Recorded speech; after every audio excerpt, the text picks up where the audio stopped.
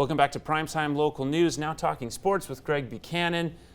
Not as busy a weekend as people would have hoped because of rainfall, unfortunately, which we'll get into right away. But still some exciting news, including a local baseball championship. The 18U Lloydminster Twins hosting AA Tier 2 provincials.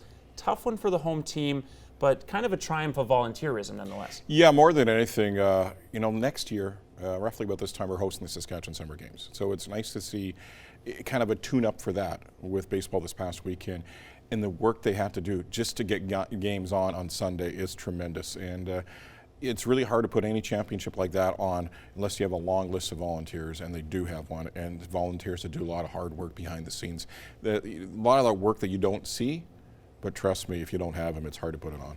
And a number of baseball officials, in fact, making the comment that it was a minor miracle they were able to get the field ready for play on Sunday because, early Sunday morning, you had puddles essentially on every major field, so you can't play a game when you're in a lake. You have wind, you have puddles, you have everything.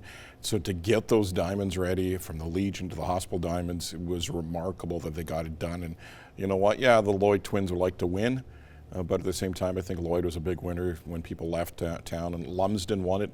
I'm from the Regina area. Lumsden is a small little town, so it's good to see a small little town from outside of Regina win. Now, someone who didn't have the same luck when it came to rainfall was anyone associated with the CPCA. Unfortunately, just got 1 day in out of the Poundmaker event. That's now the most days that have been canceled ever, or at least in years.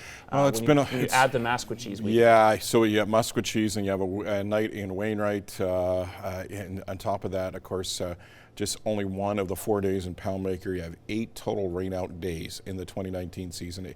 It's not good. And it's, unfortunately for Poundmaker, a lot of combination of a lot of things. The rain on Thursday, and then the wind that came in on Saturday with a tornado warning in that area. There's more important things than chuck wagon racing on that Saturday night. So unfortunately, just 1 day, BJ Carey wins it, and now they go to Frog Lake, and looking at the forecast, it looks good. So let's hope it stays good, and we have 3 days in Frog Lake and then 3 in Turtleford, then you come into the Lloyd Finals. Yeah, fingers crossed that we don't lose any more days to rain out. Ultimately, there isn't really a solution for this because Mother Nature is Mother Nature, and you can't do this sport in an indoor stadium. They have in Texas, but not to the degree that we race. A couple of horses and a small wagons, and they go around a hockey rink. But yeah, if you could do it indoors and put a dome over top of a track, that would be tremendous. But I can't see it happening in my lifetime.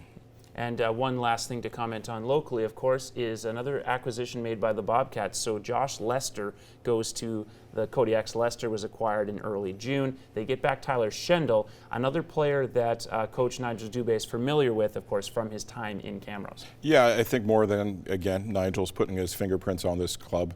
He's putting his mark on it. He's getting the players that he wants to build a team around. So that's, we'll see Nigel coming up here before the end of August with his training camp, and then hit the ice for real in September. So Nigel Dubé continues to do a lot of work away from the scenes. Yeah, it continues to be, amazes me how fast the summer goes by. We're just about there with Bobcats training camp, not to mention Bandits camp coming up as well. Obviously, summer camps, local youth summer camps start in just a couple of weeks. So looking forward to seeing that and more. We'll have more with Buck later on in the show.